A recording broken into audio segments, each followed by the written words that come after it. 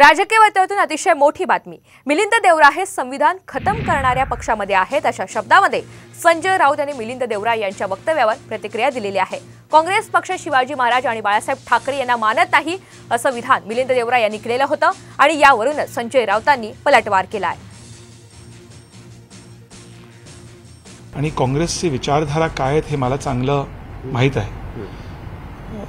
सर्वप्रथम मी सांगू इच्छितो की काँग्रेस पार्टी छत्रपती शिवाजी महाराज बाळासाहेब ठाकरे यांना अजिबात मानत नाही।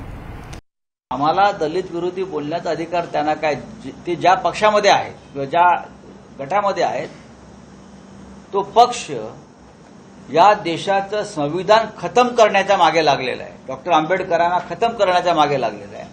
ते आम्हाला सांगतात आम्ही दलित विरोधी आहोत। 400 पारचा नारा कशा करता देत आहेत हे लोक? त्यांचेच लोक सांगतायत आम्हाला संविधान बदलायचे डॉक्टर आंबेडकरांचं, आम्हाला दलितांचं आरक्षण रद्द करायचं आहे। हे जो पक्ष सांगतोय त्या पक्षामध्ये मिलिंद देवरा आहेत हे लक्षात घ्या।